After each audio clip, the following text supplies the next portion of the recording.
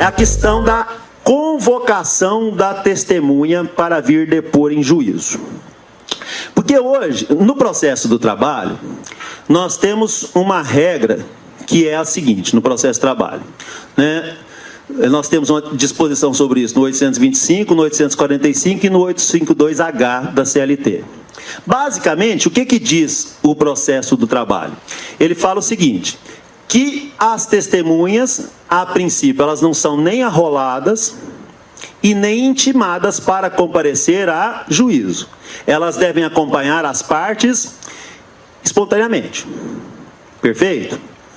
Por quê? Essa é uma regra própria do processo de trabalho. Porque é uma regra de proteção à rigidez probatória da parte do suficiente. Por quê? O processo de trabalho, ele parte do pressuposto que se houver arrolamento no processo do trabalho, o empregador pode saber de antemão quem são as testemunhas do reclamante. E essas testemunhas, em regra, são vulneráveis e muito sujeitas à pressão.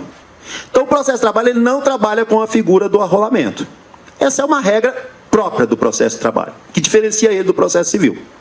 Perfeito? Então, o que o 825 e 845 diziam e dizem? No rito ordinário, a testemunha tem que comparecer acompanhando a parte. Ela só vai ser intimada se ela não comparecer espontaneamente. Aí a parte perde a intimação. E no rito sumaríssimo, o que falava lá o rito sumaríssimo? 852H. Continua essa regra, só que além disso a parte tem o dever de provar que convidou a testemunha para vir a juízo. Se ela falar para o doutor, minha testemunha não veio, eu vou intimar a testemunha, requerimento dela? Não. Ela tem que comprovar o quê? Que ela convidou a testemunha a vir depois e a testemunha não veio espontaneamente. Essa é uma regra do rito sumaríssimo, que eu sempre compreendi, lá no meu livro de provas, o primeiro que eu lancei em 2009, eu disse que essa regra era própria do rito sumaríssimo, ela não poderia ser estendida para o rito ordinário. Porque, embora ela não chegue a ser inconstitucional, ela acaba assim, reduzindo um pouco a possibilidade do exercício do contraditório e da ampla defesa. Então, ela não é inconstitucional, mas como ela reduz, ela cria condições para o exercício do contraditório e da ampla defesa, eu entendia que ela não poderia ser interpretada extensivamente para se aplicá-la ao rito ordinário. Nesse caso, a interpretação teria que ser restritiva. O fato é que me parece que esse ponto de vista é acertado. Mas, pelo menos no meu tribunal, não sei como é que é a jurisprudência de vocês, meu tribunal entende que essa regra se aplica tanto ao sumaríssimo quanto ao ordinário. Não sei aqui para vocês aplicam no ordinário também essa regra? Não. Só que esses dias eu achei precedente da SDI 1 do TST, compreendendo que essa regra se aplica também ao rito ordinário. Eu achei um precedente da SDI, não é nem de turma. Você fala assim, precedente de turma não vale, porque a matéria não foi submetida a embargos da SDI. Mas eu achei um precedente da SDI. Perfeito? Então, o TST sinaliza pela aplicabilidade dessa regra também no rito ordinário. É o que deve prevalecer se não mudar. Então, veja bem, dentro dessa... Eu não concordo com esse ponto de vista, mas eu achei um precedente do TST. E o meu tribunal, pelo menos, é bem cristalizado desse ponto de vista. Aí, o que eu... a partir disso, o que eu acho que nós podemos aqui fazer a partir do advento do novo Código de Processo Civil? Me parece que tem uma disposição do novo Código que pode ser aplicada ao processo do trabalho. Me parece que ela é interessante. É uma tese que eu estou desenvolvendo, vocês podem até me dar opinião, o que vocês acham sobre isso.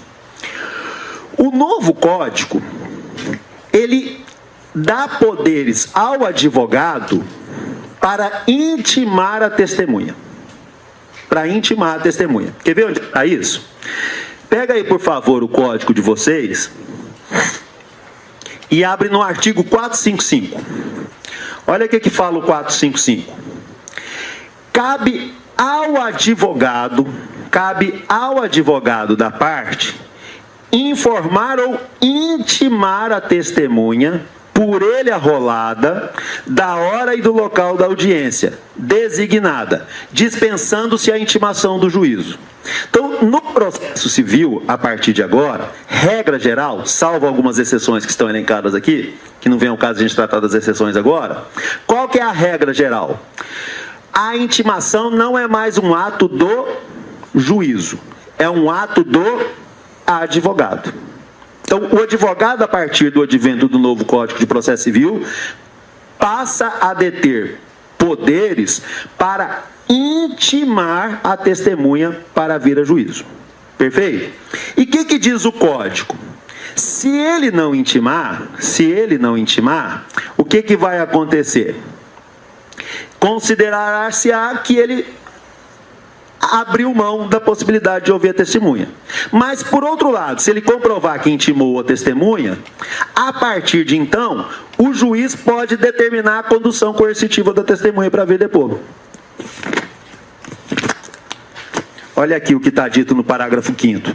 A testemunha que, intimada na forma do parágrafo 1º, ou seja, intimada por advogado, deixar de comparecer sem motivo justificado, será conduzida e responderá pelas despesas do adiamento. Então, em síntese, o que o Código Novo diz agora sobre a questão da intimação?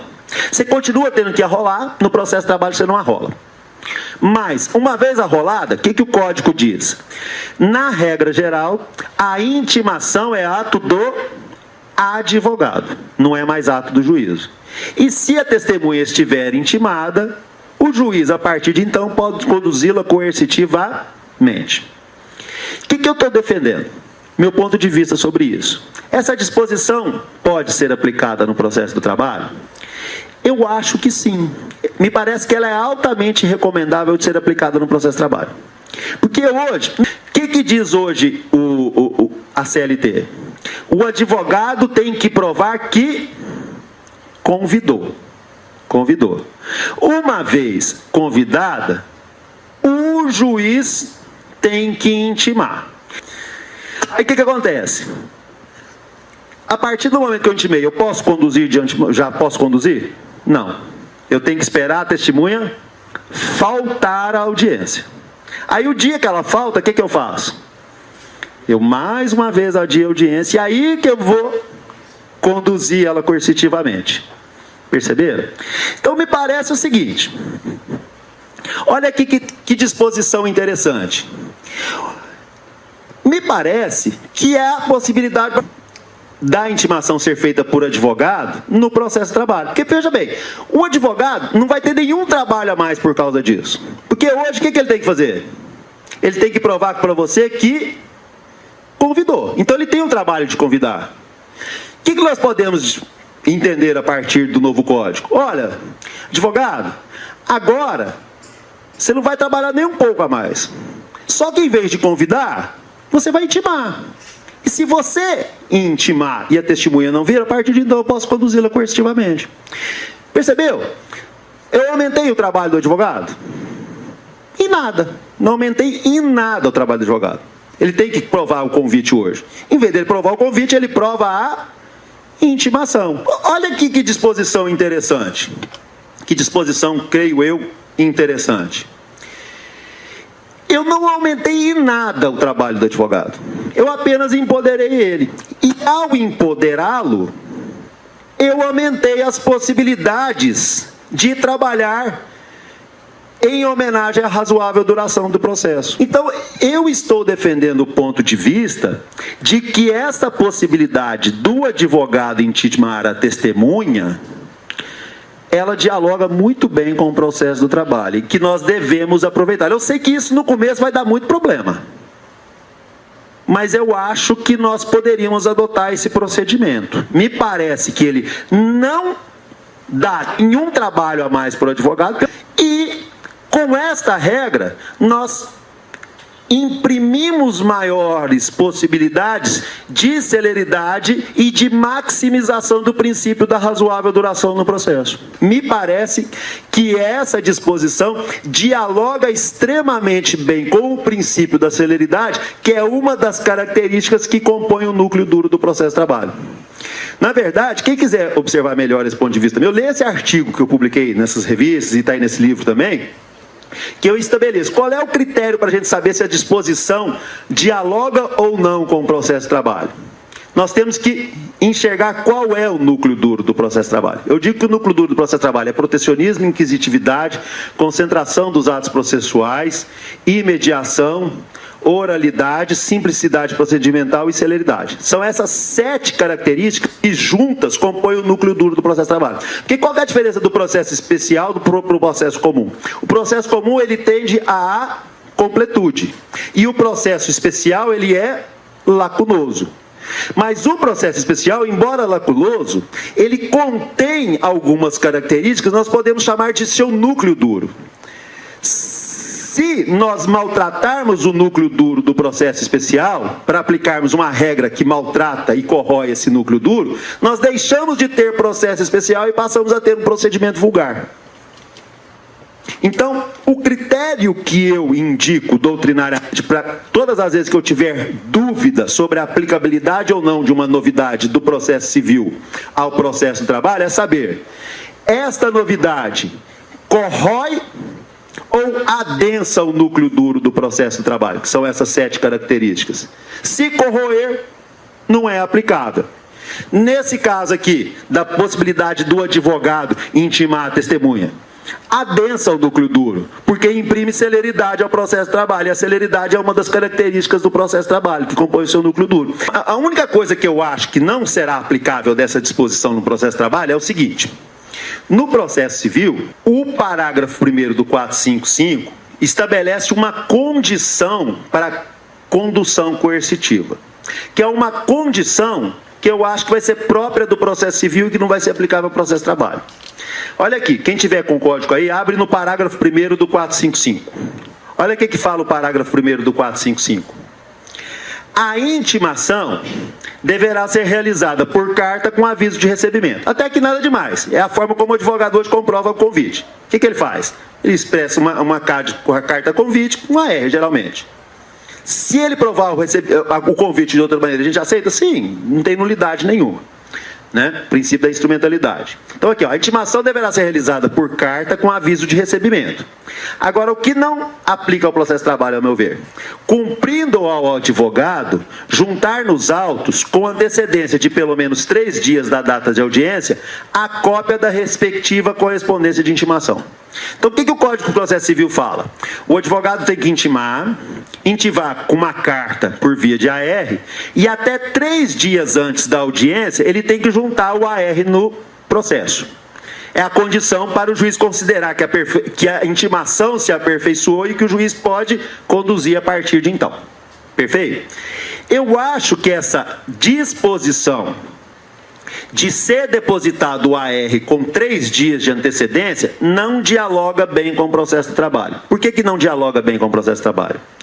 Porque se o advogado do reclamante depositar em cartório com 3 dias de antecedência o AR, o que você vai permitir ao advogado do reclamado? Saber com pelo menos 3 dias de antecedência quem é a testemunha da parte contrária. Ainda dá tempo para pressioná-la.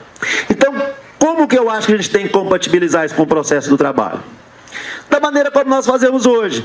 O advogado, quando faz a carta convite, ele está obrigado a depositar a carta convite previamente no processo? Não. O que ele faz na audiência? Fala, excelência, eu convidei a testemunha e ela não veio. Aí você fala para o advogado, tem prova, doutor? Tem, eu estou aqui com a R, ele te apresenta na hora. Percebeu? Então, me parece que a gente pode, ao invés de compreender que a partir de agora o advogado convida, compreender que ele intima. Mas ele não está obrigado necessariamente, se ele quiser pode, mas se ele não está necessariamente obrigado para obter a condução coercitiva, a depositar com 3 dias de antecedência o AR. Na verdade, ele vai permitir que ele comprove a intimação no ato da audiência, como nós fazemos hoje com a carta convite. Percebeu? Para o advogado não vai mudar nada. Para o advogado não muda nada. Ele continua com o trabalho de convidar, só que agora ele não convida, ele intima, e ele tem o trabalho de comprovar no horário, no momento da audiência. Então, me parece que para o advogado não vai mudar nada. Mas essa disposição, se bem compatibilizada com o processo de trabalho, ela imprime celeridade a ele. Concordam? Eu acho que a gente precisa amadurecer essa questão.